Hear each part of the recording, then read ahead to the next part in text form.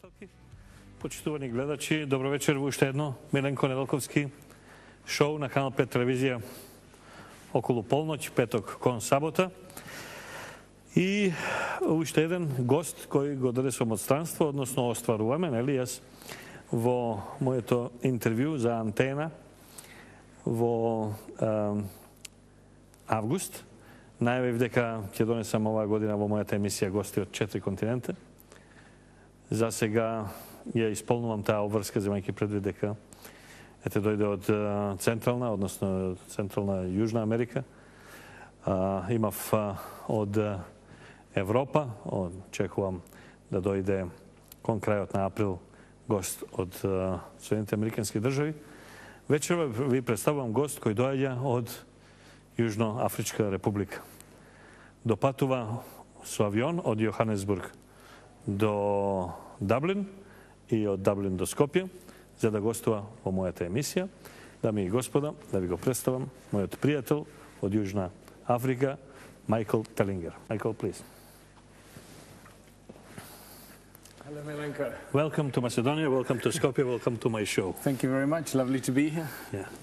Майкъл е заговорник на една интересна филозофија која се вика Ubuntu филозофија, која е со традиција, со векови, со милениуми, која потекнува од онака баш крвта афричка, корените кои се. И една од дебатите кои ќе разговараме со него е тоа. Иако се работи за исклучително богата фигура, која постојано шета, ете најде термин да дојде кај мене. Сега, после мојата емисија се враќа назад за Јужна Африка и некаде околу 12 април дојде пак во Европа, каде што ќе биде гост на еден лик со чии книги сум растел и растеле генерации кои се моите во 70-тите години. Тој лик се вика Ерих фон Денекен, голем истражувач, и кој слави 80 години, и на тој по повод роденденот и прославата на 80 години, Майкъл има тамо свое обраќање, односно е тамо гост, така? Yes, that's right, yeah. Тоа ќе биде некаков ивент? Ќе биде тоа каков настан? Yeah, it is a two-day conference with speakers from many countries around the world, researchers and authors on ancient civilizations and that subject matter, and my research falls right into that. So. Инаку Майкъл е исто така гост, пријател со мој пријател Семир Османагич, од откривачот на босанските пирамиди. И со него има исто така истражување, така да еден цел свет сакал некил се собира околу себе. Майкъл, уште еднаш добро дојде во мојата емисија и ти благодарам што најде време да допатуваш од другата страна на планетата. Thank you very much. Thanks. It's wonderful to be here.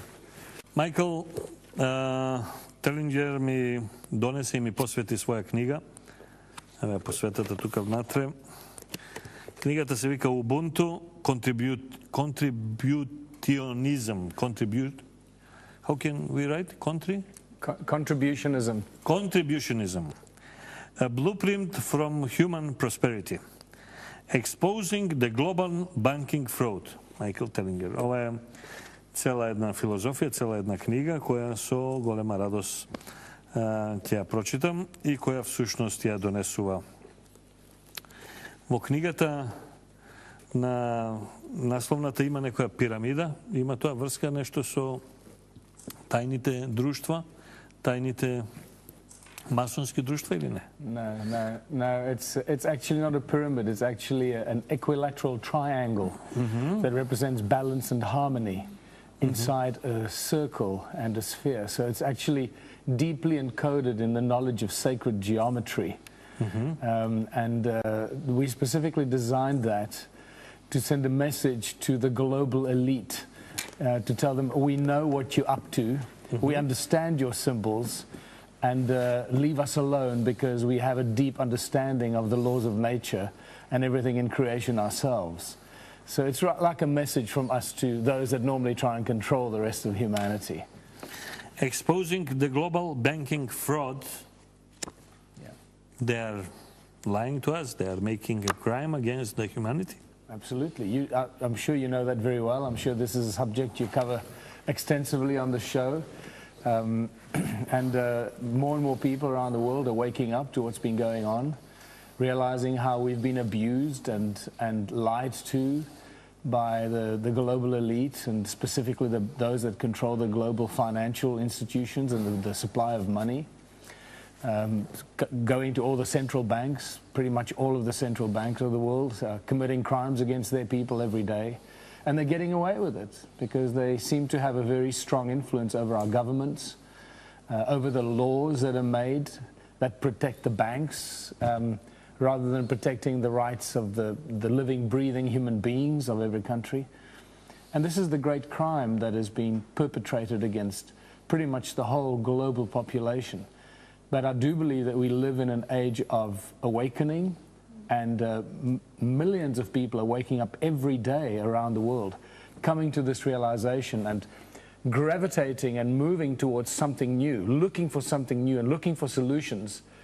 Alternatives. Alternatives. And I think this is probably why the Ubuntu philosophy and the Ubuntu movement is growing so quickly around the world.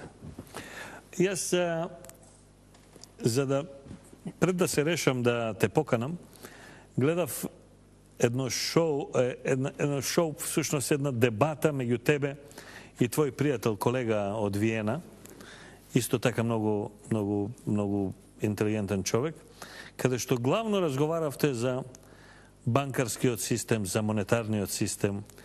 Иако емисијава со тебе треба почне биографски, да се вратиме назад, кога си бил и композитор, и автор, и музичар, и пејач, така натаму сепак би се задржал на оваа битна работа. Можеме ли на почеток од емисијата, ево моје прво прашање, па потоа и моите гости, добро вечер за Никола Деков и Тања Каракамишева, и простете што не ви дадов на почеток малку простор, меѓутоа многу ми е интересен гостина. Можеме ли на почеток на гледачите во Македонија да го објасниме делот околу злосторствата, односно фрод, измамите на банките, светски, такви има и кај нас во Македонија, значи тоа е генерално, и текот, начинот на монетарното движење, односно монетарното живење во светот и како тоа да се премавне. И очигледно сме сите, планетата е заробена од банки, од кредити, од лизинзи, од камати на камати. Америка должи толку на Кина, овој должи толку на оној и така натаму. Дали може на почеток, Майкъл, да те замолам за банките и за монетарниот систем? Well, it's very important for people to understand the foundations and the origins of money. You know, before you start explaining why things are so screwed up and so messed up, most people don't actually understand what money is, where it comes from, what is the true origins of money. And that's, I outlined that in the Ubuntu book.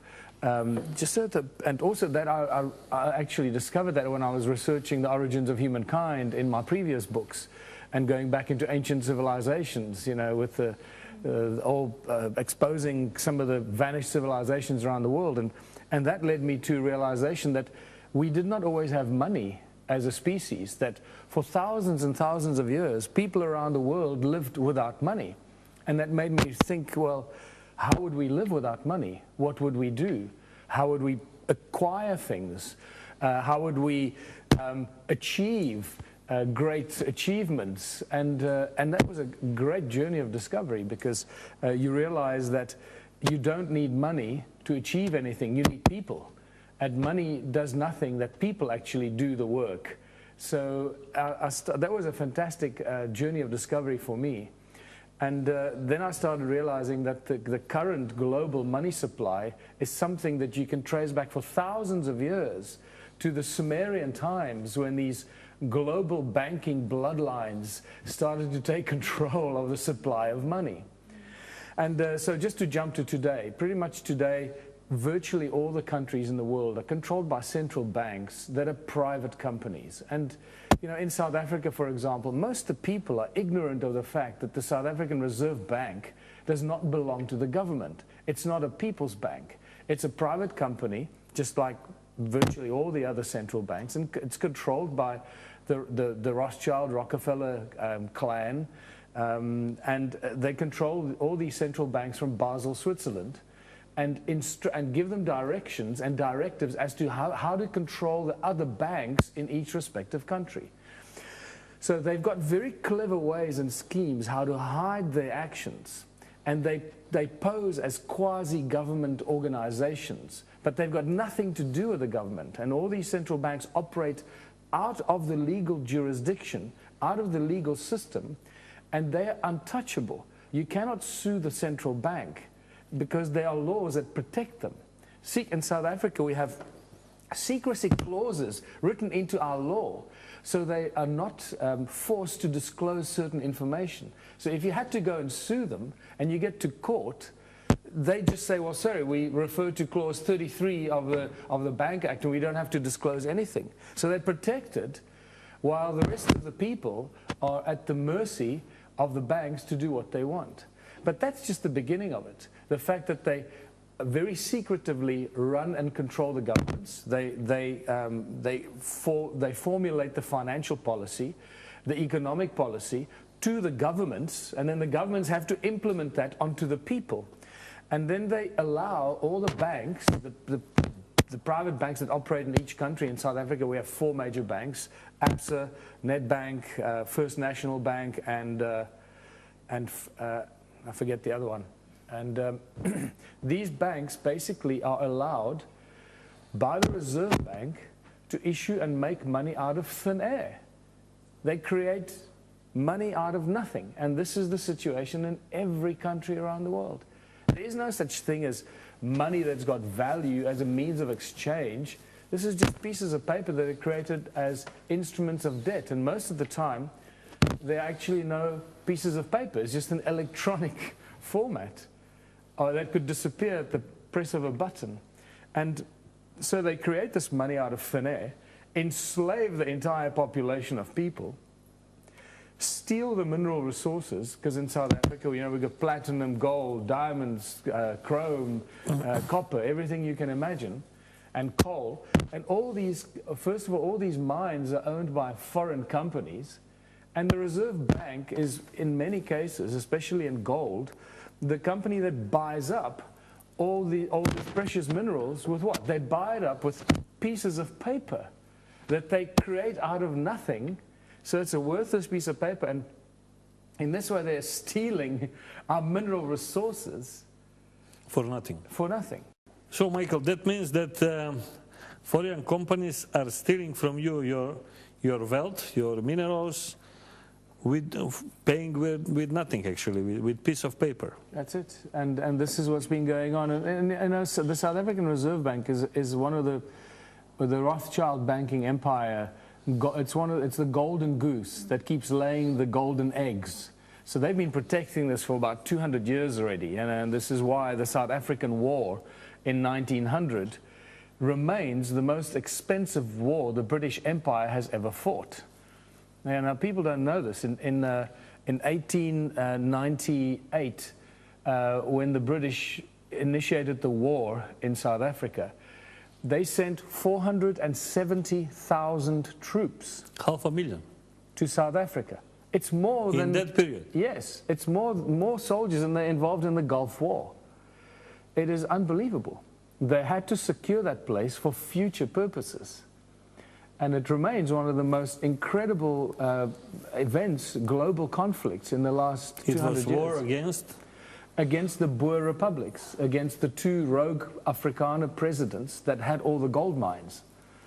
And, against the tribes over there, actually. And it was often referred to as the Anglo-Boer War, but more recently it's called the South African War, because it wasn't just the British and the Boers, which are the farmers, that were fighting. There was also, you know, the native populations that were involved. And so the British Empire knew that they had to secure South Africa for future purposes, to deliver the gold, the diamonds, and all the minerals. And that's exactly what's happening right now. They moved in. South Africa had a state bank until, I think, 1920.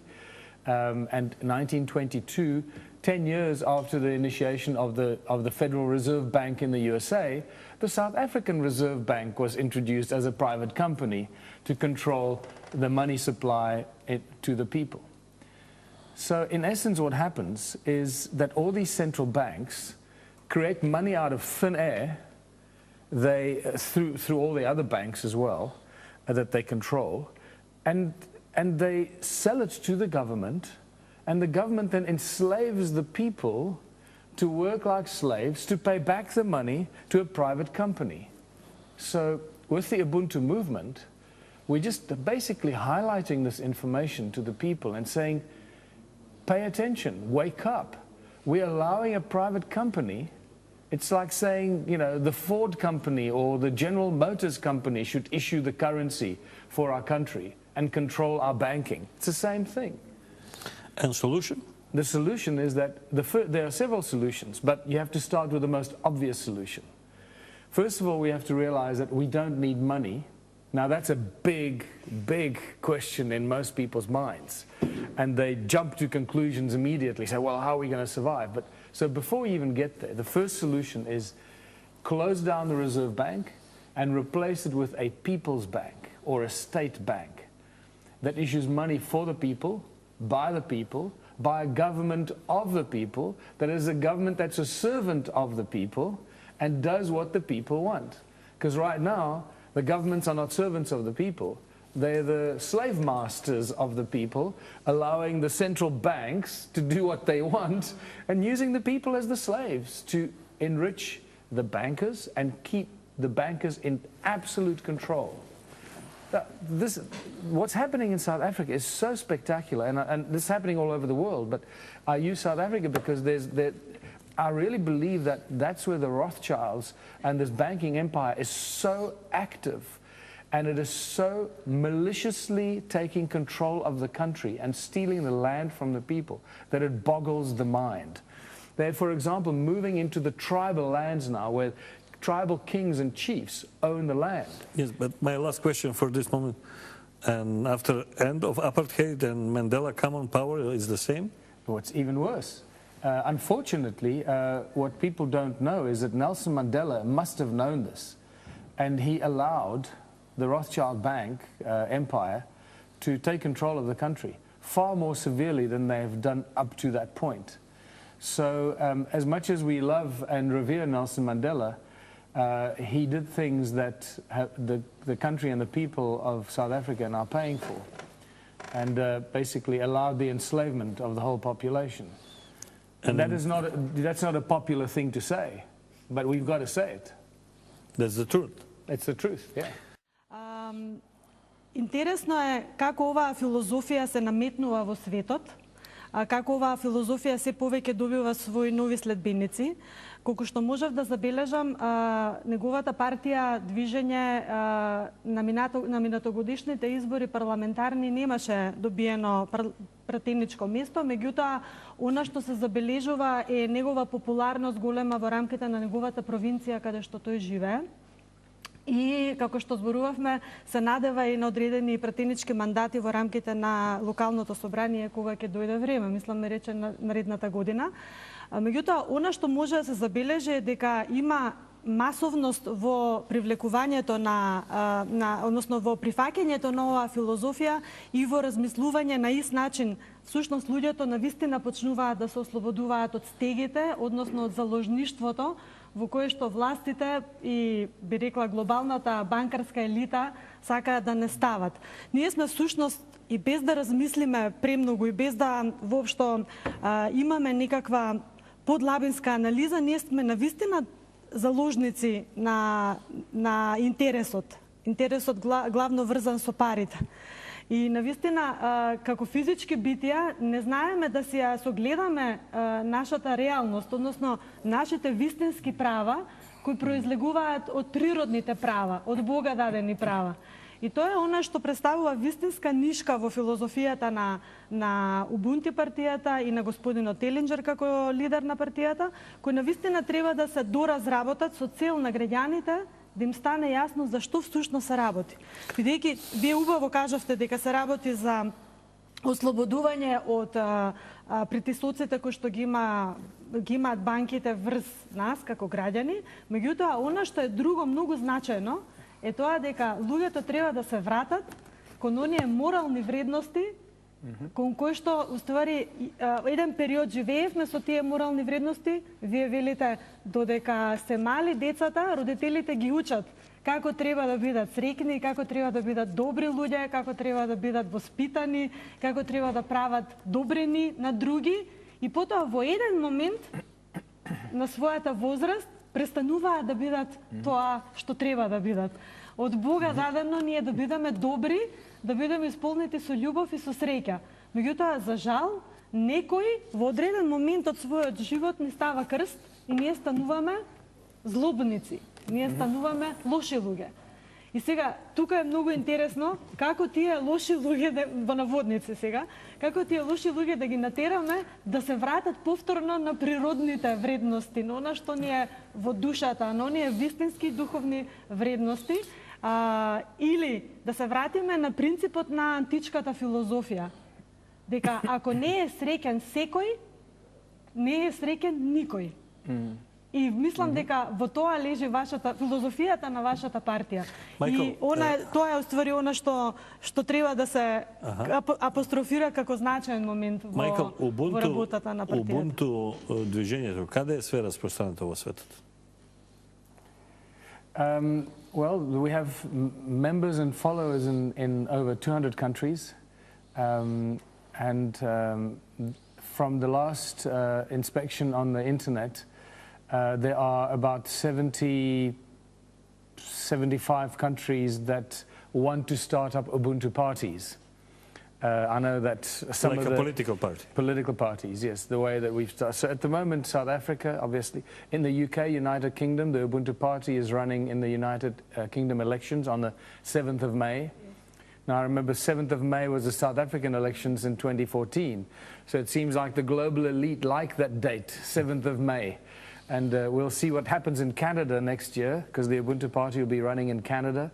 And I think Canada is going to do very well, because we've done a lot of work in Canada. Last year we traveled right across Canada from coast to coast doing presentations on Ubuntu. So the Canadian Ubuntu representatives are very strong, very switched on, both French Canadians and English Canadians. And I think they're going to surprise a lot of people in Canada. And then the USA, obviously, that's a huge area for Ubuntu, with most of our supporters are actually in the United States. Generally, this is Western world. What is about other countries? We've got members in Russia, in Bosnia, Croatia, and I guess now in Macedonia. We will try to find. Yes. And what about Asia, Africa? Asia, India, we got lots of members in India, even in China, Hong Kong, Australia, Thailand, right across. If you go into the Ubuntu website, you will see where the little dots light up. Никола Деков, добро вечер. Повели. Секоја чест за гостинот, му го читав неговото резиме и мислам дека е перфектен гостин за ваш шоу. Мене вака ме интересира. Значи, Африка е најбогатиот континент со природни ресурси и со енергија. Значи, Африка е нешто што е, да кажам, срцето на светот, кај што може да се црпат ресурси. Денеска се црпат ресурси. Гледајќи картата, мапата на Африка, секоја земја која што е ослободена од некој си странски фактор, од банка или од, да не кажам, ослободители од USA и европски колонизатори, секоја земја од некој си затвор влева во уште поголем затвор. Значи, едноставно, ослободувајќи ја таа земја со тие нејзини природни ресурси, ги црпе странецот што ќе дојде да ја ослобода и едноставно го уништува населението и го тера на уште поголем роб да му биде, слеив. Значи, мене ми интересира, читав за енергетскиот систем на Јужна Африка. Таму се наведено дека тоа припаѓа енергетскиот систем и им припаѓа на народот на Јужна Африка. Комплетно. И е одделено од државата. Значи, комплетно се одделени енергетскиот систем на Јужна Африка од државата, од владата на Јужна Африка. На кој начин тоа е направено и како се контролира тоа? И како успева да се одржи енергетскиот систем на Јужна Африка цврст, за да не може државата да црпе од него, дали црпе пари од него или едноставно се е тргнат настрана од ресурсите припаѓаат само на народот? Well, the South African electrical supply company is called Eskom, and it used to belong to the government. It used to belong to the people. And then at some stage, it's not quite clear when, it was privatized and turned into a private company. So now, South Africa used to have probably the cheapest electricity in the world. And now I think we've got the most expensive electricity in the world. Suddenly. Yeah, just in the last 10 years or so, well, since the ANC took over, slowly but surely things have been degrading. It's very clear that the ANC is an instrument of the banking elite. It takes a while for that penny to drop, but eventually you go, oh, it's the only conclusion you can reach, because everything they are doing is in favor of the banking elite. Like you say, the whole of Africa is a perfect example how the colonizers have very cleverly played the game. First they colonize the whole of African continent, and then they free the countries, but they keep the financial control. Remember the famous statement by one of the Rockefellers, I think, that says, I don't care who rules a country, he who controls the money will control the country. I think it was David Rockefeller that said that. And that's exactly what they're doing. So they give the country, they liberate the people, say, well, you've got your independence, but we will control the supply of the money. So that's just absolute slavery, keeping the country and the people enslaved. So the Eskom, the electricity supply, is, now when you look at the annual returns, they make like 40 billion rand turnover, and they make profits of several billion rand profits. And then they pay out millions and millions of rands to the directors and the shareholders of Eskom. This is a company that the people of South Africa paid for. We paid for the installations. We paid for the metals. Most importantly, if the minerals in the ground belong to the people, which it should, then why are we paying for electricity? Because the coal that is used to power the Eskom comes from the ground. Should belong to the people. Or water for hydro. Or the water, yes. Сакам само още една споредба да направим од Македонија до Јужна Африка. Ме интересира дали во Јужна Африка на име енергија плаќате сметки, нормално на Еском. Се плаќат сметки за енергија. Во Македонија плаќаме 33% ангажирана моќност за одржавка на системот. Дали се плаќа исто како одржавка на системот плюс трошок на сметките на луѓето во Јужна Африка за електрична енергија? No, what we do in South Africa is... Или ја плаќате чисто енергијата што ќе ја потроши едно домаќинство? We only pay. We only pay for electricity. So you get a bill, but it's a lot of money. Most people can't afford electricity at this stage.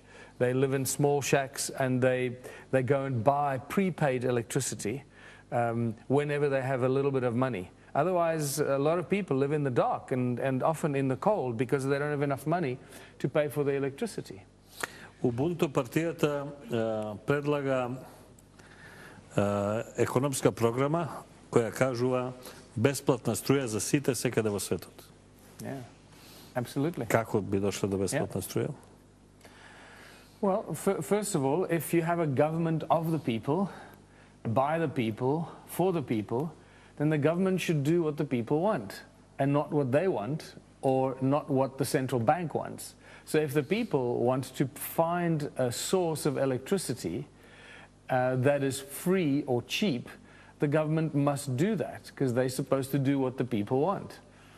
And so that's the first point of departure.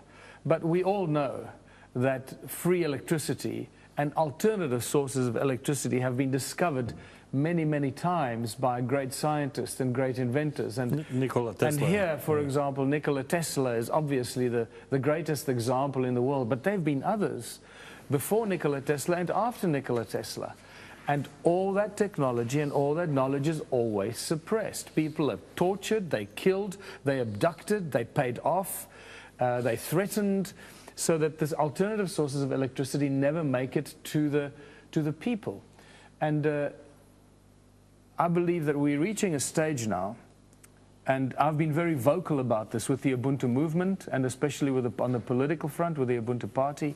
I've been very vocal about the fact that the foundation for a new social structure will have to rest on the supply of an alternative and a free source of electricity. Because once you have a free supply of electricity to the people, we can change virtually everything that we do in our lives. The way we live, the way we drive motor cars, the way we fly, everything will change. Майкъл, значи безплатна енергия, free electricity. Да кажем, доколку Южна Африка има доволно ресурси на водена енергија и на јаглен, во тој случај може би она има 100% покривање со електрична енергија од домашни извори. Да кажеме, во Македонија и во многу држави во светот не е така. Туку се бавиме со увоз на недостатокот од струја. Во тој случај и да сака државата како наша, не може да е бесплатна струја, оти мора да ја увезе, мора да ја плати. Yeah. Well, the thing is that you don't have to have electricity from hydroelectric power or from coal. There are other forms of electricity. There's technology that's referred by many names: zero-point technology, magnetic perpetual motion technology. And there are various names for it. Но за тоа треба време. Значи не може утре да е тоа. Сега да кажеме сончева енергија или енергија од струите на морето или од бранови или од било што, не може преку ноќ тоа. И многу пари. Well, the thing is, and this is again, it comes back to the money, right? So if we have a people's bank, and this is why we bring everything to the people's bank. The moment we close the central banks, the private central banks, and we create a people's bank. The people's bank job, what is the job of the people's bank? Is to issue money for the people, for everything that the people need to do, for the upliftment of the community. So we can create our own money. We don't need to go to a private company and say, oh, please make us some money so we can borrow it from you and then pay you back at interest. We can create our own bloody money. Thank you very much. So the job of the People's Bank is to do exactly this, to make money available as a medium of exchange to improve the lives of the people in the country on every level imaginable. In agriculture, in healthcare, in engineering, and in free electricity. Ама да кажеме, ако тоа го направи Јужна Африка или некоја друга држава, еве победи примерно Убунту партијата и почне да ги воведува оваа банката, ја прави банка на луѓето и така натаму, во тој случај ќе биде дискомуницирана, откачена од светот. Нема да се согласи светот вие таа држава сама да ги прави банките. Значи тие примери на такви на држави кои се обиделе сами нешто да тргнат се жестоко уништувани од естаблишментот светски, на светската влада во сенка. Yeah, that's unfortunately been the past situation. I do, however, believe that what you mentioned earlier is that there is a global rise of unity consciousness. People are waking up. In the past, people were ignorant of this. Now, the people are not so easily fooled anymore, and large numbers of people understand the problem. And where previously armies were allowed to march against their own people, now I don't think it's going to be that easy and that simple anymore to get the members of your own family to march against your brothers and sisters because you want free electricity.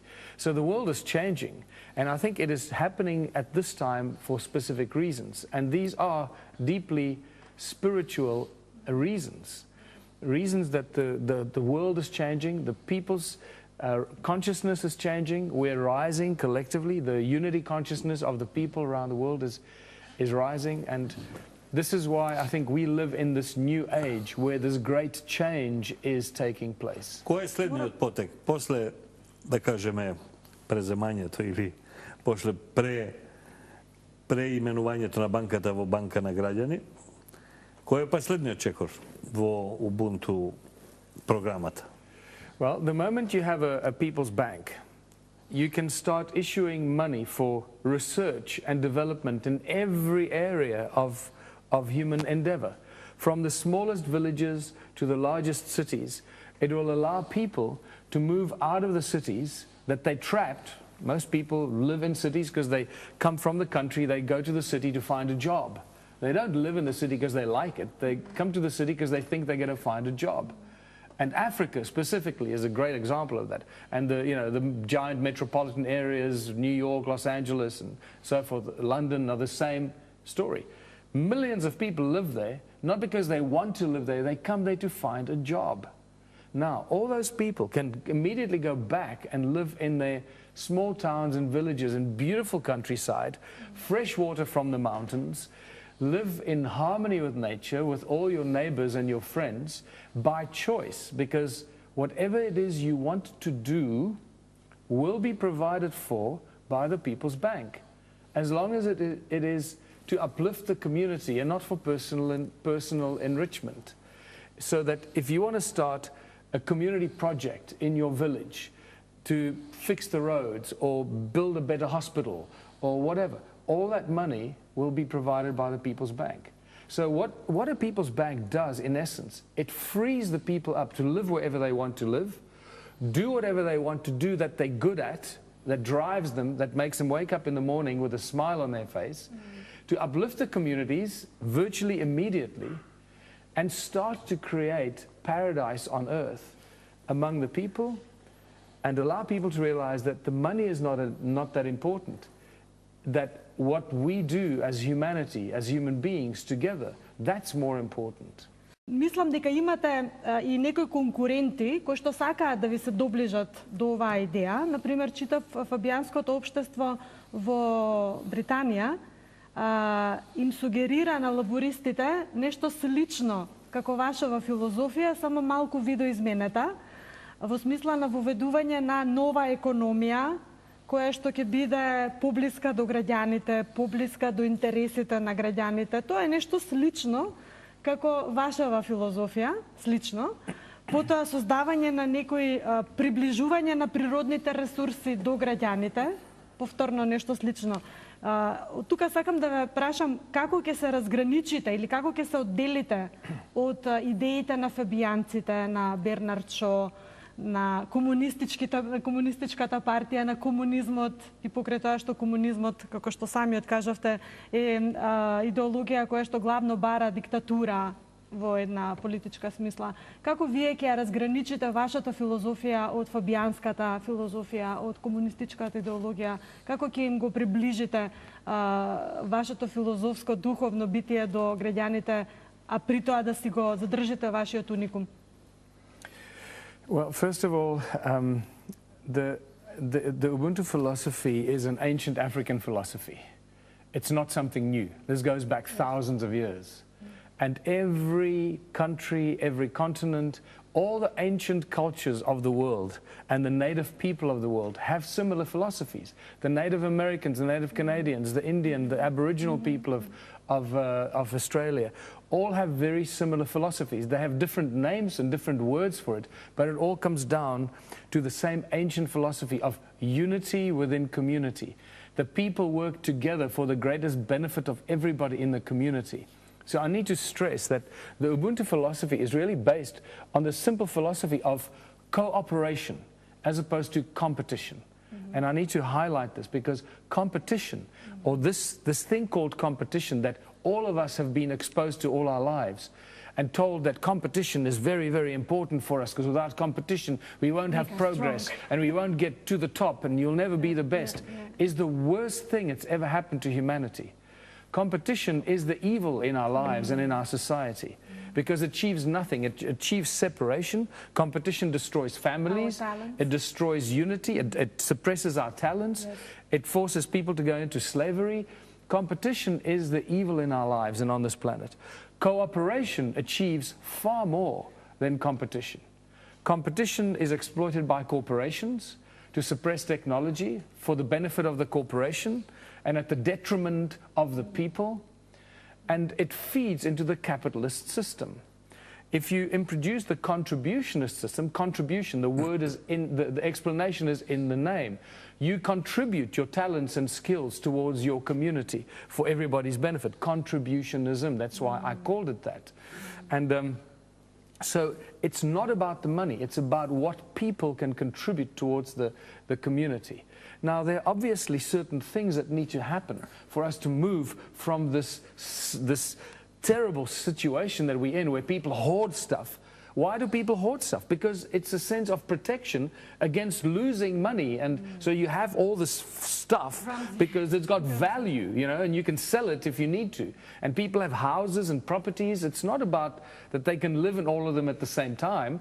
They don't often even go to their holiday home for years, but they still have all these things, not because it benefits them anymore, it's just value, it's money. So the moment you get rid of that, people don't need to hoard. If everything is available all the time, you don't need to feel that, get that feeling of acquiring things and buying things.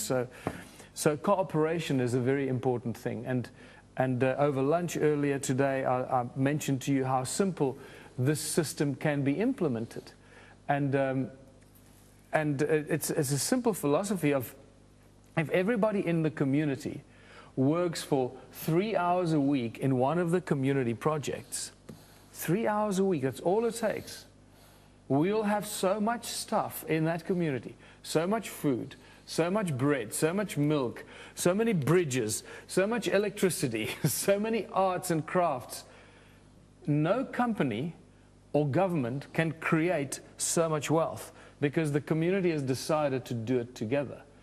If you imagine a community of 1,000 people, and every week those 1,000 people each have to do 3 hours a week in one of the community projects, that's 3,000 hours a week that you've got a labor force. No company can afford to pay 1,000 people to do that every week. And here the people decide to do it for themselves, to grow food, to do everything that they can imagine. Много е интересно, сакав да го прашам само гостинот. Во вашата држава 20 години поред на власт е Африканскиот национален конгрес. 20 години поред Демократскиот сојуз е опозиција. Грешам или? The DA, the Democratic the DA, Alliance. Yeah, the Democratic Alliance. Yeah, they were called, first they were called the PFP, so they've gone through several changes of names. 20 години во 5 последователни парламентарни изборни циклуси Африканскиот национален конгрес со трипартитна коалиција со синдикати, комунистичка партија и конгресот ја имаат власта во Јужна Африка. Дали некој ја оспорува оваа 20 годишна власт на нелегален, на незаконски начин? Yes. The Ubuntu party is. Yeah? На незаконски начин. And we I don't understand what you mean. Значи, дали во текот на овие 20 години владење на Африканскиот национален конгрес, било која партија од опозиција сака да го попречи, да го оспори легитимитетот на владеачката структура на нелегален начин, со нелегални методи, со нелегален политички притисок? Oh, right, okay. Well, yeah, not really, because you know the elections are so corrupt. But to prove that they're corrupt is such a huge legal issue. I know from our perspective, when the Ubuntu party in the elections of 2014, we went to the elections with about 1 million followers. We expected to get at least 4 seats in Parliament. I was 100% convinced we were going to get at least 1 seat. We needed about 50,000 votes for 1 seat. Yeah. So I assumed if we get 200,000 votes, we'll get 4 seats in Parliament.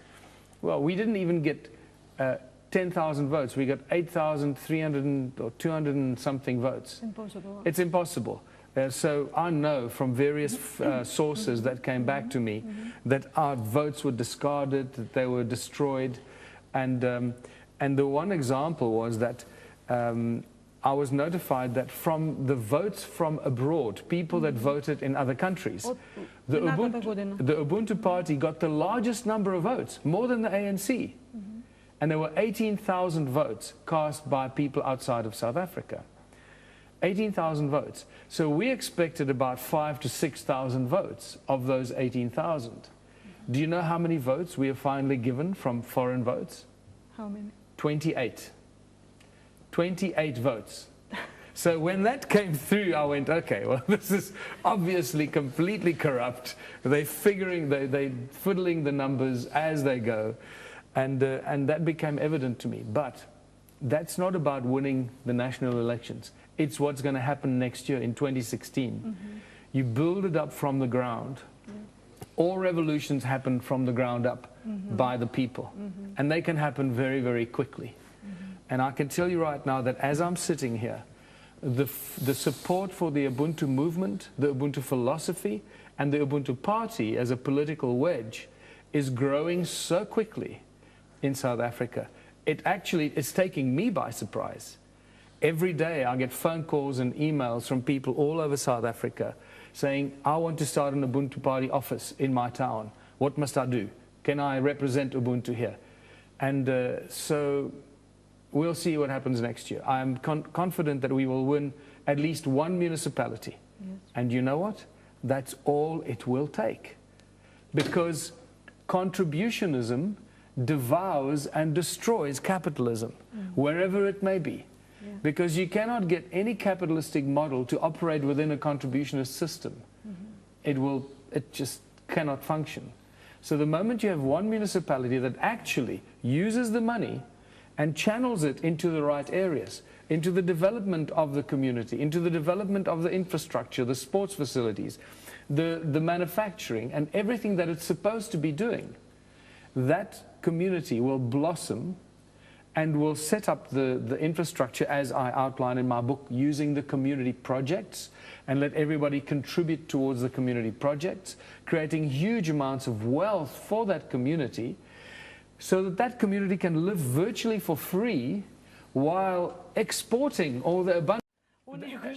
And the big thing here is that all the other political parties, whether it's in South Africa, in the UK, in America, Australia, all of the political parties, well, the ones that are all sort of, you know, the well-known ones, they're all still talking about how they're going to solve the financial system, how they're going to solve the economic problems with the money. They're going to borrow more money. They're going to use this, and they're still talking that they're going to solve the problem using the same tools that created the problem. Yeah. So it's very important to realize that you cannot solve the financial problems using the same tools that created the problem. And those tools is the money. The current money system, the current banking system, and the creation and the supply of money. So we have to find something else, a whole new way of solving that. And as Albert Einstein also said, that you cannot solve the problem using the same kind of thinking that first created the problem. So you've got to think completely out of the box. And the moment you get out of the box, you realize, oh goodness, the money is in the box. Let's leave it in the box. Мене ме интересира како врз основа на вашата платформа тоа би го направиле во земја во која што криминалот е на многу високо ниво, во земја во која што расната нетрпеливост е страшно висока, живеат во изолирани гета и квартови, земја во која што туристи се носат да гледат луѓе наместо во зоолошка, гледат зулу племиња како туристичка атракција. Значи, зулу племињата глумат животни во тој случај. Значи, една висока раса гледа луѓе кои што се ниска. На кој начин би постигнале сплотеност меѓу народот, за да достигнете тоа економско ниво во кое што сите луѓе би биле на еднакво рамниште? Yeah, and this is actually very important, and I think it's for the reasons you just mentioned is probably why it's happening in South Africa. Because of exactly that very high difference between the very wealthy and the very poor. And as far as I know, South Africa right now has got the highest differential between the rich and the poor in the world, which is incredible. So it's for that reason that I believe that the people are desperate. They want change. And they're desperate whether they're wealthy or whether they're poor. Белите или црните луѓе? All the people. It doesn't matter. The white people in South Africa are as stressed as the black people are stressed. Everyone is under pressure. Everyone feels the financial and the economic stress. It doesn't matter. If you're very rich, you've got a big company, you feel the stress because you've got to make enough money to pay all your people in your company, and that's not easy. If you're poor and you live in the ghetto, you're worried about how you're going to buy electricity and buy bread and milk and feed your children and keep warm during the winter. So everybody's got their own stress and anxiety to survive. So what we propose, very simply, is first of all, we're going to give everybody free electricity, as long as they participate in the community projects. So immediately you've provided a huge platform and a solution for some of the most basic needs of the people, to keep warm in winter and cool in summer, and be able to cook and provide for their families. Што правиме, ако го земеме тоа на глобално ниво, со преголемиот напон, притисок, концентрација на оружје секаде во светот? Како тој проблем ќе се реши низ оваа филозофија? Сепак се спротиставени огромни армии во овој момент во светот. Yeah.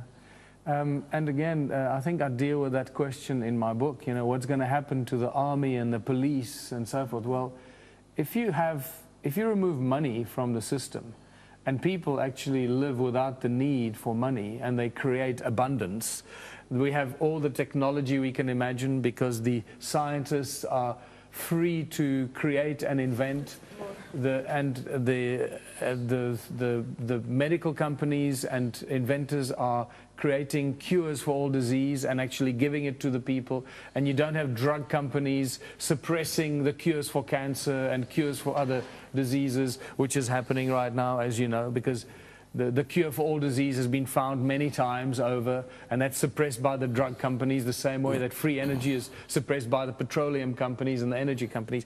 The moment you remove money from the system and people live freely in their societies, there's actually no need or cause for conflict. People by nature are not warring. Our warring-like mentality is imposed on us by the governments, and artificially, and is imposed on us by the governments and the banking families. Remember that the banking families have been responsible for starting pretty much all of the wars that we can go back and recall in our human history. Имам повеќе истражувања, меѓу другото, минатата година во моите емисии го поентираше тоа Ангел Божиновски, а го имам тоа разговарано во моите емисии со Аристотел Тентов, дека најголемиот дел од историјата на човештвото е историја без војни. Дека ископување сега што е направено најново во Јужна Америка на град кој е сега откриен, дека не гледаат околу градот заштитен зид, не гледаат оружје за убиство, има оружје за лов. Меѓутоа нема и во македонските ископини овде, колку се оди подлабоко, помалку има оружје, односно оклопи. И воопшто во светот има историја која памети дека нема војна, немало потреба од војна, затоа што сите живееле. Сега мора да се признае па дека тогаш на планетата имало помалку луѓе. Што значи, добро, не можеле да произведат храна, мора да доловат, но има огромен дел од историјата кога нема војна. Некако војните и воопшто освојувањата се некако коинцидираат со парите. Некако тоа е паралел слалом еден кој. Exactly. Yeah. And this is what you find when the great invasion of the free world, of the native world happened, and the last wave of invasion was about 500 years ago, right? When the Spanish started going to the Americas and the Portuguese were going to India and Australia and Asia, coming around Africa, they found the native tribes living pretty much in peace and harmony. They didn't have money and they didn't have jails. So the moment in South Africa, for example, the first bank was set up by the Dutch East India Company in 1652.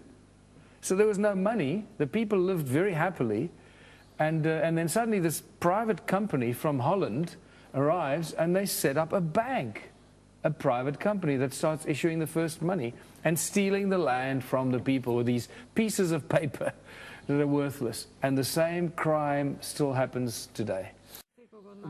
And fear is one of the most important or most malicious tactics that's imposed on humanity right now. And if you look at the global media today, that's all they do. It's all fear. Fear-based. And if you know that most of the media in the world is owned by 6 companies, the biggest media companies in the world, and they control the news that goes out. It's really the independent media now that is sharing the alternative information, or the real truth is coming through the independent media, not through the mainstream media in most countries. So the fact that you can have a show like this on mainstream television here in Macedonia is a great privilege, because in South Africa we do not have shows like this on television. It's just not going to happen. I have not been invited to speak on any of the television shows in South Africa. Ти благодарам за ова и морам да се пофалам дека не си првиот што го кажал ова. Значи, Матеуш Пискорски од Полска го кажа, вика, ова ваква емисија не може да има, вика, кај нас да дојде човек да си каже што сака. Тоа исто го кажа Мирослав Лазански од Белград. Вика, чувајте ову емисију, и исто ми пиша за една-две колумни од Мирка што прочитал, вика, ваква колумна не може да излезе во Србија, вика. Потоа, истото ова го кажа Джулието Киеза, го кажа. На 2 пати дајеш овде, 2 пати, вика, ова е неможно, вика, вака, да има отворено. Главно големите медиуми се контролирани од големите корпорации, и тие не само што го контролираат информациите, туку ги продуцираат, ги креираат, ги измислуваат информациите, дека имало војна, убиства, пад. Еве, може се по себе сега да се сетиме. Веќе никој не се сеќава на Шарли Ебдо, веќе никој не се сеќава на паднатиот авион во Украина. Ништо, вика, ние. На оној, тамо во Тихиот океан или во Индиски, кај падна тој, Сингапур или која беше? Малезија. Никој веќе не се сеќава дека каде е, што е, падна, го нема ништо. Едноставно, значи, на краток период, некој тригер ќе се обида да ти направат нешто, војна, едно, друго, трето, и после тоа го снему, еве, Шарли Ебдо го нема. Толку се собра, нели се собра, сите отидат. So this is all important information. Еве, сите, извини, Майкъл, сите огромни злодела што се направени во Јужна Африка, етнички чистења, во гетоата убиства, ама тоа не е убиство на еден двајца, на илјадници, на десетици илјадници луѓе, убиства, снемување. Нема. У Чиле луѓето ги фрлаа од хеликоптер во океанот, никој не одговараше, еден-два генерала, све е тоа. Yeah. The important thing is this, you know, we are spiritual beings experiencing a physical experience here in this reality on this planet, and we are waking up to this knowledge and this information. Our DNA is activating all the time in our bodies. There's overwhelming scientific evidence for this. The more our DNA, the so-called junk DNA, is activated, the more it allows us to think higher thoughts, to reach higher levels of consciousness. And this is going on at a very rapid rate. The reason why this fear tactic is imposed on humanity is to stop us from reaching higher levels of consciousness. Now, I know that this might be a little weird information for some people that are new to this, but this is very important to wrap your head around. And because of the research that I do and some of the amazing scientists and researchers that I meet in my travels around the world, I've been privy to some advanced knowledge and information in the fields of biological, molecular biology, genetics, and so forth. And what is going on in our bodies is quite spectacular. The one way to suppress the awakening of humanity and the rise of human consciousness, the global unity consciousness, to unite people, to start us resonating together, is to keep feeding the people with fear, because it is our own fear that suppresses our own rise of consciousness. And that's possibly and probably the main reason why the global media is using this fear tactic. That's because that's all you see all the time. There's no news on the news. It's all manipulation and fear-based control. Ти ми кажа дека не гледаш телевизија и не читаш вестници. Што значи тоа?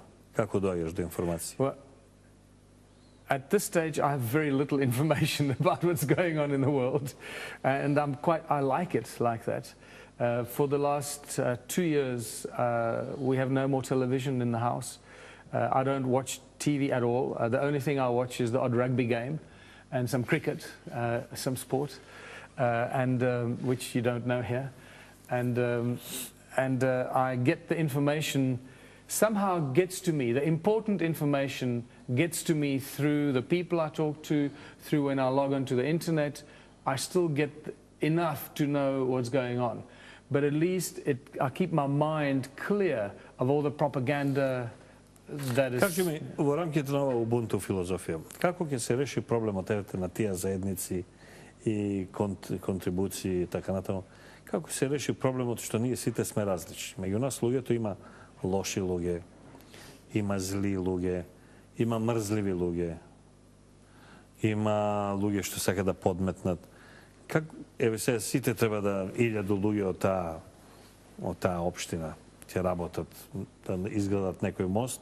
Меѓутоа има мрзливи и има завидливи и има лоши што сакаат сето тоа да го уништат. Како со тоа ќе се излезе? Како излага оваа филозофија со тоа на крај? Со човечкиот така. Yeah, it's important that you ask that question, and I actually deal with that question and those questions in my book. And I call them the frequently asked questions. And what's fascinating about it is that I've identified about 13 most frequently asked questions. And some of the things you mentioned are actually in that list of 13 most frequently asked questions. And it's fascinating because what that shows us is that in this reality that we find ourselves, this capitalistic global monopoly that controls all of us as slaves, we have all been equally poisoned. Our minds are equally enslaved and our minds are equally poisoned because we all seem to ask the same questions. And it's all to do with fear. All those questions that you mentioned are driven by fear.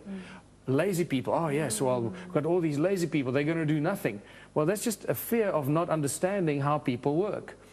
Not only is it that, it's like the statement that human nature is to be lazy, and that's one of the 13 frequently asked questions. That is not true at all. We don't even know what human nature is. We've been enslaved as a species for so long, we have forgotten that probably the most important human nature is the nature to want to create, the nature to want to do and to create. As little babies and children, the first thing we start to do is to create, make sounds, to draw, to do things. And then that gets beaten out of us when we go to school. So by the time you finish your 12 years at school, you've been programmed and manipulated into believing that you cannot survive by giving expression to your God-given talents, that you cannot survive by doing what you would like to do for your community because it's not going to earn you enough money. So you're forced to choose something else. So like all these soldiers. Exactly, so we become soldiers. And that's in essence, as you know, the current education system. It's got nothing to do with education or learning skills. It's creating a future labor force. Because when you leave school, you don't know how to do anything, but you have a certificate with which you go look for a job. To do what? To earn money. So it's very obvious that the entire schooling system is a program to create a future labor force.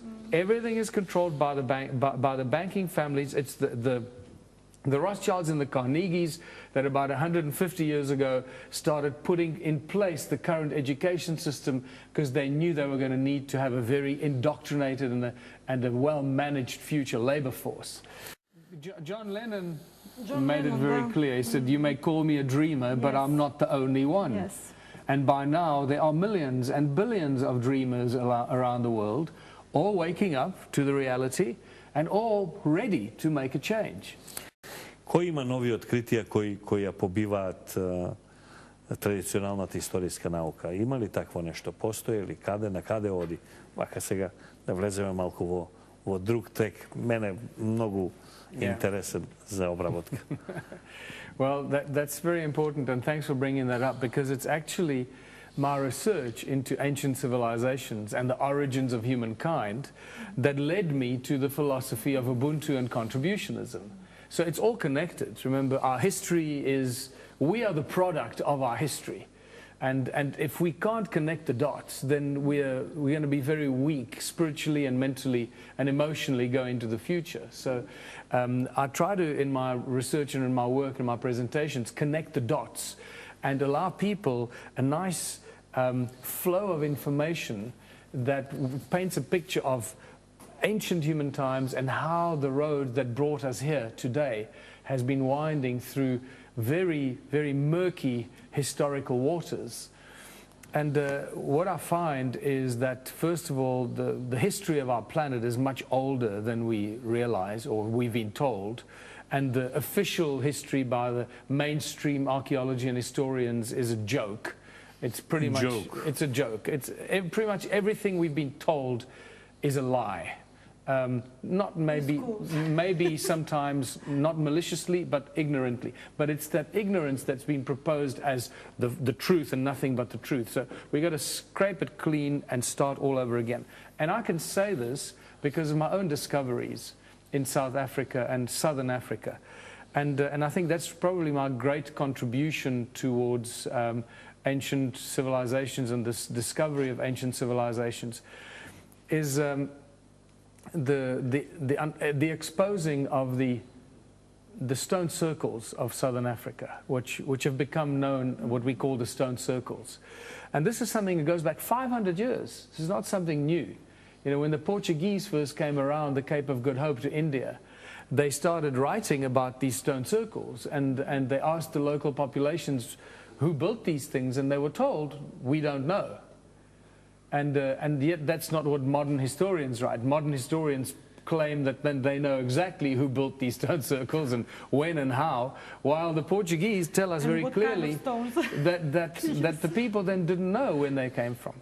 And then I started discovering that these stone circles there are a lot more of them than we realize. And this has been a fascination with historians and archaeologists for 500 years now. And so basically my discovery has been that there are more than 10 million of these mysterious stone structures in Southern Africa. Not just 10 million structures. Yes, not just a few thousand. There have been various books written about it and numbers given. And one book from the 70s suggested that there were about 20,000 of these stone circular structures. And already 20,000 is a lot. You know, when I started researching this in 2005, I thought 20,000 stone circles. Wow, this is really Indiana Jones country, you know. And I was way short of the real number. By the time I got involved and started researching this in 2007, I realized very quickly that the numbers are much larger than anyone could ever have imagined. More than 10 million of these structures scattered through South Africa, Botswana, Zimbabwe, Mozambique, but mostly South Africa and Zimbabwe. That's where the concentration is. And then you start getting the relationships and the correlation between the Sumerian texts and what's happening in South Africa, or what the Sumerian texts refer to as the Abzu, where the gold came from. And guess what? That's where the gold comes from. So the gold came from and still comes from today.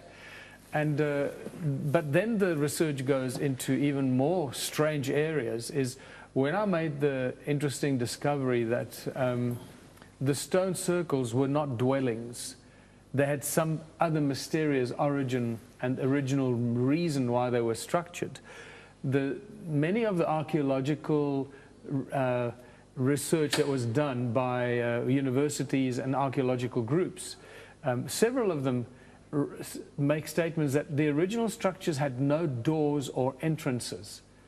Now, that is a very important statement. If it's a stone circle with no doors or entrances, then you have to, there's only one conclusion that you have to reach, or one very important conclusion, is that these were not dwellings for animals or for people. And if they were not dwellings for animals or people, then what were they?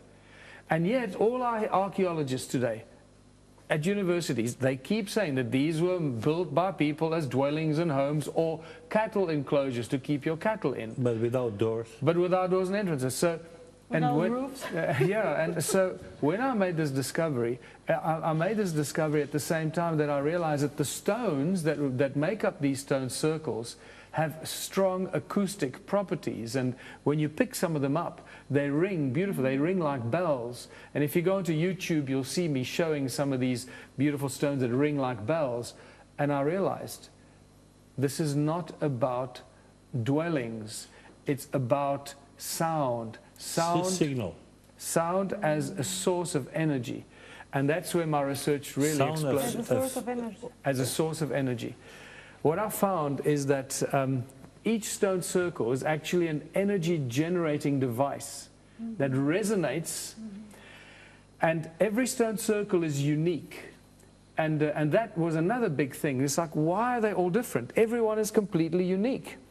And when I realized that the stones that make up the walls have strong acoustic properties and they ring like bells, I realized that this is to do with sound and sound resonance and frequency and the generation of energy. We measured very strong frequencies of between 14 gigahertz up to beyond 375 gigahertz emanating out of the stone circles, and specifically at Adam's Calendar, which is an ancient site, an ancient astronomical observatory site, which is much more than an observatory. It's actually a powerful energy generating site that, that's a whole another debate for another 3 or 4 hours. but all these stone circles, the sand makes these beautiful patterns, and every sound frequency has a very specific, unique shape for that sound frequency.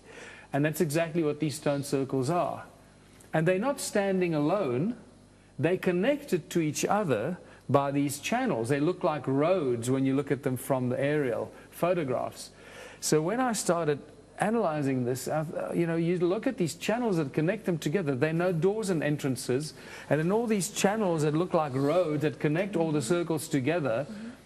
Our historians and archaeologists in South Africa say that these roads, these channels were created as roads so they could drive the cattle, could walk the cattle in these roads, which is just such a nonsensical statement to make. Майкъл, колко е предпоставката дека е тоа старо и од кого е градено? Right. The age here is very important, and it's a lot older than anyone could have imagined. There is no real way for us to date this other than looking at every possible scientific clue that we get.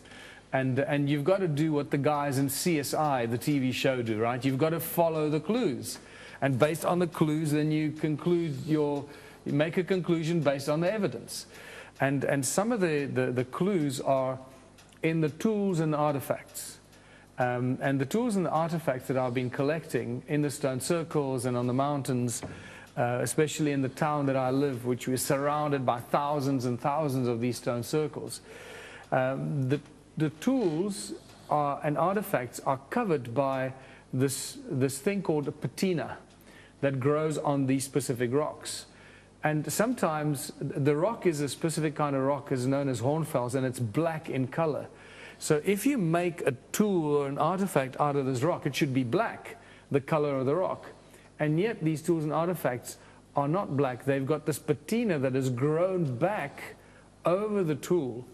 Now, for that patina to grow back over the tools and artifacts will not just take a few thousand years, will take hundreds of thousands of years to get to the thickness that it is.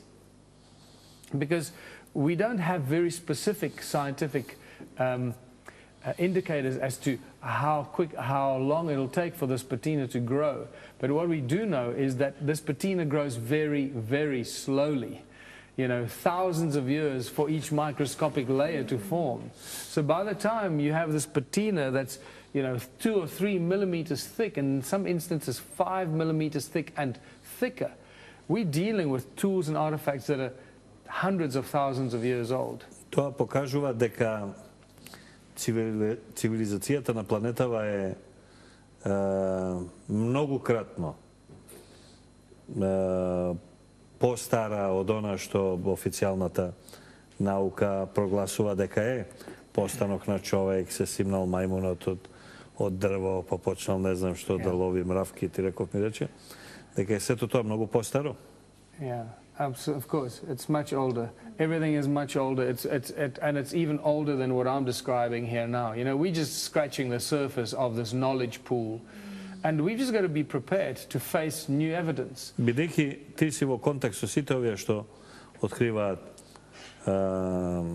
историја многу подлабоко од ова што е.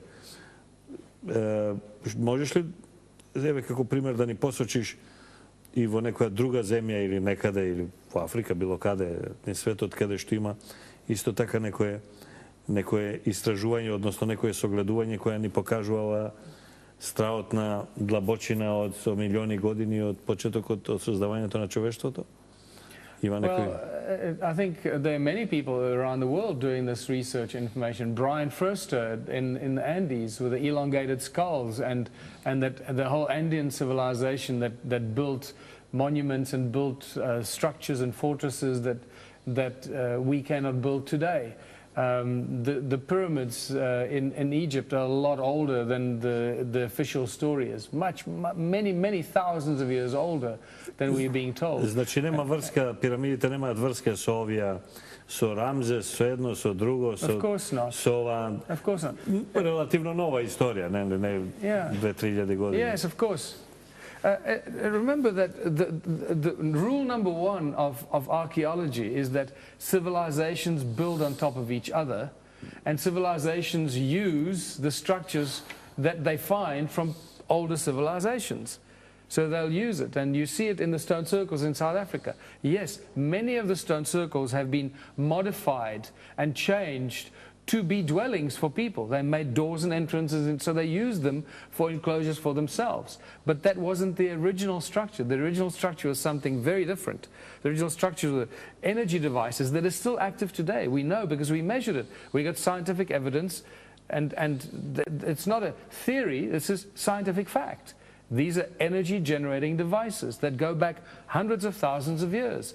And they were possibly used for creating an atmosphere, for modifying, for creating some sort of a protection grid around the planet. I mean, let your mind run wild. We've seen many sci-fi movies about these things. And everything that you've seen in movies is probably accurate and true, like we've seen in Star Trek. Over the last 50 years of Star Trek, pretty much everything that we've seen in Star Trek has become a reality or is still becoming a reality. Ми зема дел Миленко од прашањето, инаку тоа сакав да ве прашам и ме интересира зошто науката едноставно веќе со последните 50-100 години има мал милион откритија, мал милион нови артефакти кои што покажуваат поинаков правец на историјата. Зошто научниците и науката бегат тоа да го стават во учебниците кои што се учат денес? Значи едноставно во последните 30-40 години се учи иста историја. Иста. Yeah. Well, the answer, and this is why the Ubuntu Movement and the Ubuntu Party is so critical. Who funds the research to go into the textbooks? The bankers. The bankers fund the research laboratories. The bankers fund the research expeditions. The bankers fund everything that guides the way we think. And if you are a lecturer or a university professor and you start teaching something that is not in the textbooks, you get fired. Right? You have to teach what's in the textbooks because that's how it works. So the higher up you go in the current education system, the more indoctrinated you become. Because you have to promote the propaganda of those that write the textbooks and those that write and shape the history based on what they want it to be. And it always comes back to those who create the money, back to the bankers. This is fantastic, and this is why how you can see how everything is connected. Bruce Lipton who you may know, is a great example of a researcher and a scientist who left his university career as a professor in molecular biology because he did not want to stick to the textbooks. He wanted to teach his students the latest research and share the latest information. And he did not want to abide and toe the line. Also that example of that scientist in NASA, which left NASA because he disagreed about the measures of the pyramids and the construction and the purpose of building pyramids, because it's stupid to build a pyramid just to be a grave for one person or for... Absolutely. It's very obvious that the pyramids, just like the stone circles, all these ancient structures, first of all, and this is what I teach in my lectures and my presentations, what I show is that we're dealing with ancient technology. All these ancient structures are actually machines. And most of these are machines for the generation and the creation of energy. The pyramids and the Great Pyramid is a great example of a huge resonator. It's a giant machine that creates huge amounts of energy from resonance. Everything in creation comes back to sound, resonance, and frequency from all ancient cultures and civilizations. So I'll give you some very interesting answers that you can give these traditionalists, because we should actually start calling them idiots from now on. Because unfortunately, I'm calling them idiots, don't worry. Because they're behaving like children who don't want to believe that Father Christmas does not exist. Yeah. You know, they still hold Father Christmas is real, you know, and this is the kind of nonsense that they're holding on to. So first of all these ancient cultures and these ancient structures are silicon-based technology. That's what they are. Silicon-based technology. Now, anyone that watches the show can go into the internet and watch one of my presentations that are free on YouTube, and you'll understand what I'm talking about, because there's not enough time to explain it on the show. So please go and check this out. This is very important information. We're dealing with advanced technology, advanced understanding of the laws of nature and how things work, with sound, resonance, and frequency. Sound and light combining to create a tremendous amount of energy. Just like the Bible says, God said, let there be light. It is the combination of sound and light that is used as a tool of manifestation of very powerful technology. Now, this is why all these ancient sites are aligned with the movements of the sun. So it's like a program that when the sun comes up in this part of in this direction, the sunlight comes into this channel, and the light hits something inside the machine and activates the machine to do a specific function. When the sun comes up over there, the machine does something else. When the sun comes up over there, the machine does something else. And we don't quite yet know what these machines did. All we know that they were triggered by the movement of the sun. And they use silicon-based technology, silica, because silica is the main component of pretty much all stone in the world. And sometimes the silica is condensed and very compact and has far more interesting properties, like in crystals and in the granites and in the hornfels stones, and in the hornfels stones that ring like bells, that have got strong acoustic properties. So now no longer do you only have the light, but you also have the sound frequency that's associated with every light, that's in a higher frequency that's not audible, that activates the stones and it makes them vibrate and resonate. And this is why, for us to start understanding this ancient civilization, is to first understand that they had a much higher level of understanding of the laws of nature that we don't have. That information has been suppressed. And this is why the last 2,000 years or so, we have undergone a slow, methodological, and by design, suppression of knowledge and information. We've been dumbed down as a species, and this is now why we are a species with amnesia. We have no idea what's going on, who we are, where we come from, why we're here. We are so easily manipulated and controlled by media that tell us lies every minute of every day, and yet all this ancient information is right around us.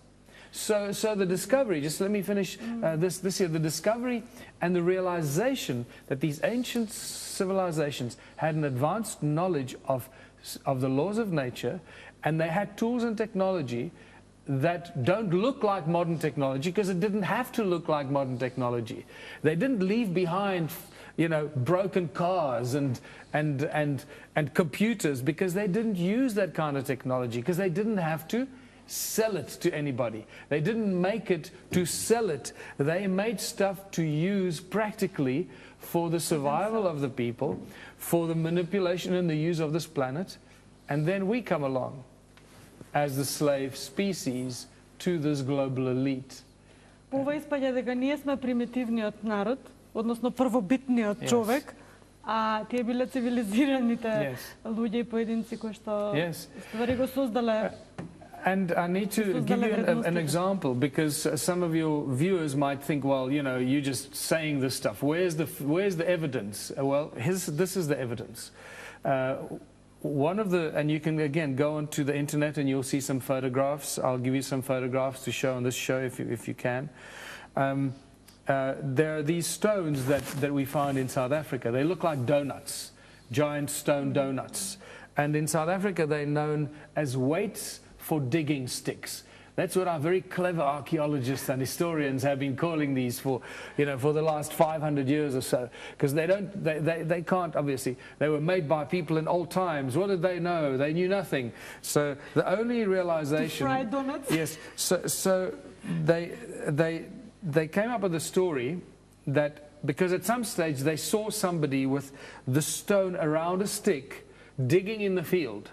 So they reached the conclusion that the people in old times made these stones with holes in them so that they could use them as weights for their digging sticks to when they went looking for food in the field. So you go, okay, well, that is such a stupid conclusion that, you know, you must have lost half of your brain, first of all. And secondly, when I started working with the technology and when I realized that the stone circles were energy devices, the next obvious thing was to discover what were these donut-shaped stones. And for anyone that studied science or physics or astronomy will realize that torus-shaped forms, the toroid fields, are the structure of everything in reality, everything in space, from our solar system to our galaxy to the shape of an atom and the electrons and the subatomic particles. Everything is structured according to this donut-shaped vortex fields. And that's exactly what these stones are. And we started measuring very powerful energies around these stones. We put one of these stones into a bucket of water and we found tiny bubbles forming, thousands and thousands of bubbles forming, moving in a spiral going into the center of the stone, into the hole, like a galaxy. And then, because I realized that these stones were probably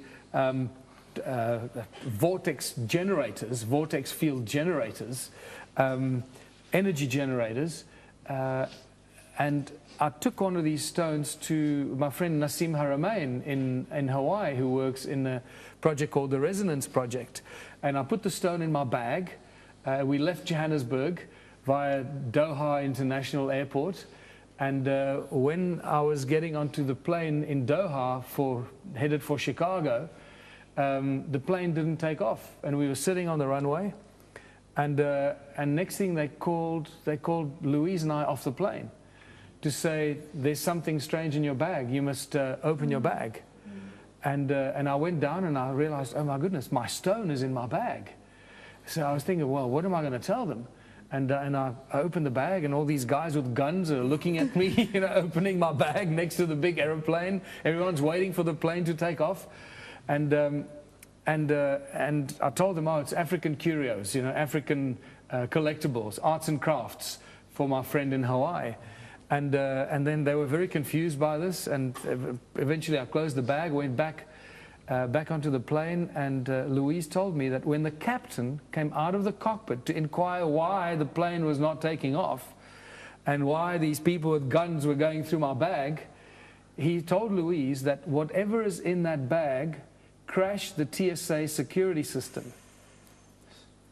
Now, that is overwhelming evidence that the stone is a very powerful energy generating device. Yeah. And it gives off some sort of an electromagnetic pulse or an electromagnetic signal that must have crashed the TSA security system when they were scanning the bag. And that must have confused them. Just like in the movie Ocean's 11, remember in Las Vegas, when they put out the lights, when they cut electricity, cut the power with a giant electromagnetic pulse. I think the same kind of thing happened with my stone. When you put a frequency into the middle of that stone, it amplifies it. And that's exactly what happened. Now, I've got some interesting evidence from scientists in Germany that have done some study on this stone of mine and send me information via email that these stones generate over 3,500 decibels of energy, just sitting there, not doing anything. It emanates more than 3,500 decibels of energy. Тоа значи дека нашите предци биле за нас не гениалци, него вонземјани. Yeah. Well, this is exactly what all the researchers from Eric von Däniken, Zachariah Sitchin, all the researchers that go into this research of ancient civilizations reach the same conclusions. All the knowledge we have comes from people from the stars.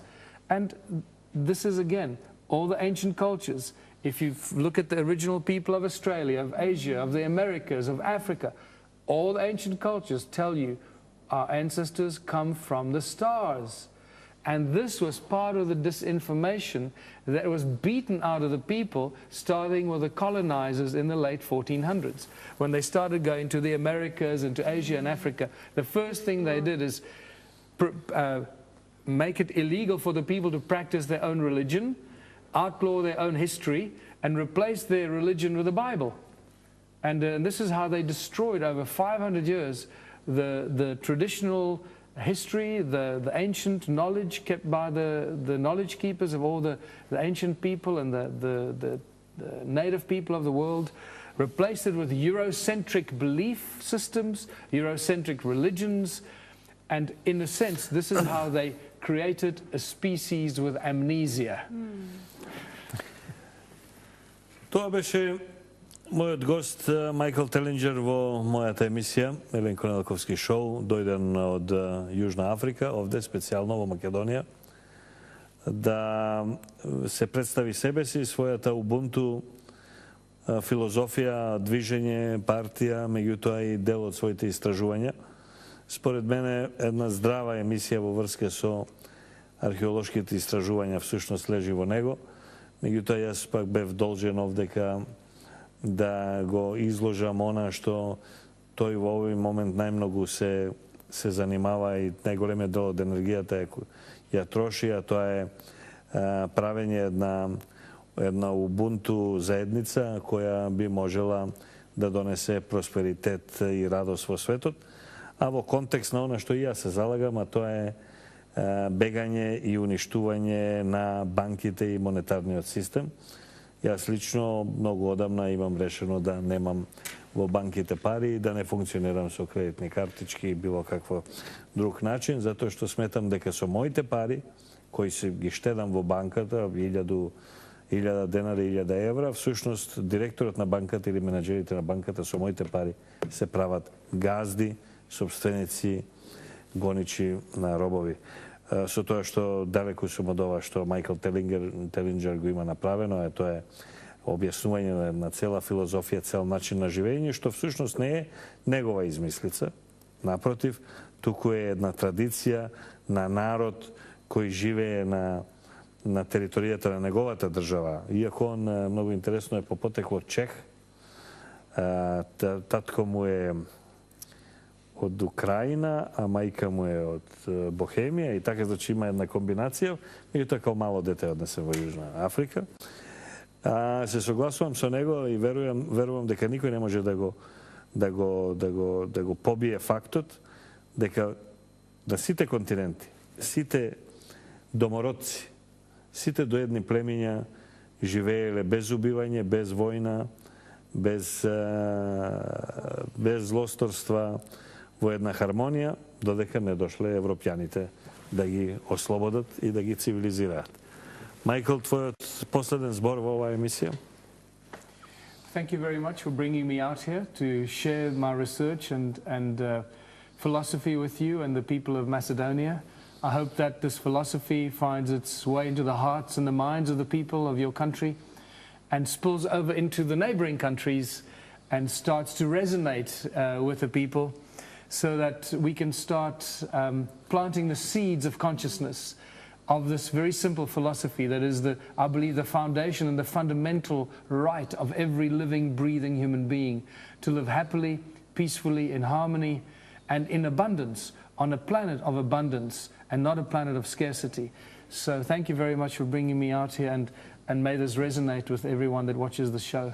Това беше Майкъл Телинджър. Им благодарам на Никола Деков и Таня Каракамишева. Мислам дека слушнавме стварно работи кои вреди. Благодарам на публиката која беше овде. Не се повторува, како беше. Майкъл Телинджър, thank you very much. Се надевам дека во најскоро време ќе се видиме во Јужна Африка. Yes, absolutely. Thank you very much. Се гледаме следниот петок. Бидете живи и здрави до тогаш. Миленко Неделковски шоу во овој момент завршува. Следниот петок повторно во ист термин на иста телевизија со ист водител, за жал по неколку мина овде во Македонија.